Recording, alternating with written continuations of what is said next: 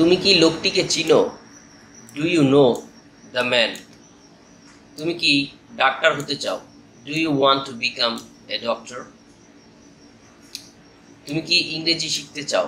Do you want to learn English? এরকম আরো অনেক বাক্য আছে, এখানে অনেকগুলো বাক্য আছে। এই বাক্যগুলোর গঠন প্রক্রিয়া এবং স্পোকেন ইংলিশে কিভাবে আপনারা তৈরি করবেন এবং গ্রামাটিক্যালস কিভাবে হচ্ছে, গ্রামাটিক্যালি কিভাবে তৈরি হলো এই সেন্টেন্সগুলো, এগুলো বোঝার জন্য বা ইন ডিটেলসে জানার জন্য আমার পুরো ভিডিওটি আপনাদেরকে দেখতে হবে। আমার ভিডিওর লাস্ট অবধি দেখতে থাকুন। তুমি কি আমার সাথে একমত? Do you agree with me? তুমি কি আমাকে পছন্দ করো? Do you like me? তুমি কি তাকে ঘৃণা করো? Do you hate him? তুমি কি ধূমপান করো? Do you smoke? তুমি কি মেয়েটিকে ভালোবাসো? Do you love the girl? তুমি কি আমার সাথে যেতে চাও? Do you want to go with me? তুমি কি কিছু লিখো? Do you write anything? তুমি কি ইংরেজিতে কথা বলো? Do you speak in English? তুমি কি ফুল পছন্দ করো? Do you like flower?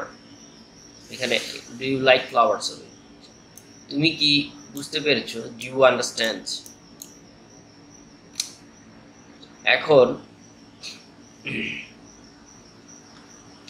এখন বলেছিলাম হচ্ছে ভিডিওর লাস্ট অবধি দেখতে, আর হচ্ছে এখন আমি আলোচনা করব যে এই বাক্যগুলো কিভাবে স্পোকেন ইংলিশে তৈরি হবে। দেখেন, আমি স্ট্রাকচার অনুযায়ী দুইটা এক্সাম্পল এখানে দিয়ে রেখেছি। যেমন এই ধরনের বাক্যগুলোর ক্ষেত্রে প্রথমে বসবে ডু ডাজ, তারপর হচ্ছে সাবজেক্ট বসবে, তারপর হচ্ছে মূল ভার্বের বেস ফর্ম অর্থাৎ প্রেজেন্ট ফর্ম বসবে, তারপর হচ্ছে অবজেক্ট বসবে। তাহলে দেখেন এখানে তুমি কি নিয়মিত ব্যায়াম করো, এখানে বলা হয়েছে তুমি কি নিয়মিত ব্যায়াম করো। এটা হচ্ছে প্রেজেন্ট টেন্সের ঘটনা। কাউকে জিজ্ঞাসা করা হয়েছে যে তুমি কি ব্যায়াম করো, মানে আপনাদের বুঝার সুবিধার্থে যদি কাউকে কোনো প্রশ্ন করা হয়, অ্যান্সারটা হবে ইয়েস অথবা নো, তাহলে এই ধরনের বাক্যে ডু অথবা ডাজ ব্যবহার করা হবে। যেমন তুমি কি নিয়মিত ব্যায়াম করো, অ্যান্সারটা কি হবে হ্যাঁ অথবা না, হ্যাঁ ব্যায়াম করি অথবা না। তাহলে তুমি কি ব্যায়াম করো, তাহলে প্রথমে আমাদের বসাতে হবে ডু ডাজ। এখন দেখেন সাবজেক্ট, তারপরে আমাদের বসাতে হবে সাবজেক্ট। তো এখন দেখেন সাবজেক্ট ইউ, ইউ এর সাথে বসবে কি ডু নাকি ডাজ বসবে? ইউ এর সাথে বসবে হচ্ছে ডু, তাহলে আমরা বসালাম ডু তারপরে ইউ। ডু ইউ, প্রথমে ডু ডাজ এর মধ্যে বসালাম ডু, তারপর হচ্ছে সাবজেক্ট বসালাম ইউ, তারপর হচ্ছে মূল ভার্বের প্রেজেন্ট ফর্ম বসাবো আমরা। তাহলে এখানে মূল ভার্ব কোনটা? এই পুরো বাক্যটার মধ্যে তুমি কি নিয়মিত ব্যায়াম করো, তাহলে আমরা মূল ভার্ব পেলাম ব্যায়াম করা। ব্যায়াম করা ইংরেজি হচ্ছে এক্সারসাইজ। ডু ইউ এক্সারসাইজ, তাহলে দেখেন ডু ইউ এক্সারসাইজ। নিয়মিত, নিয়মিত ইংরেজি হচ্ছে রেগুলারলি। তাহলে ডু ইউ এক্সারসাইজ রেগুলারলি মানে তুমি কি নিয়মিত ব্যায়াম করো।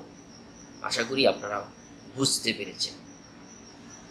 I think that you understand. তারপরে যেই বাক্যটা আছে, এই বাক্যটা হলো সে কি নিয়মিত ব্যায়াম করে। আসলে এই বাক্যটা মধ্যে হচ্ছে তুমি ব্যবহার করা হয়েছিল উপরের, আর এইখানে সে ব্যবহার, সে সাবজেক্টটা ব্যবহার করেছে। সে ব্যবহার করার একটা মাত্র মূল কারণ হচ্ছে এই হি এর সাথে হচ্ছে ডাজ হবে, হি এর সাথে হবে ডাজ।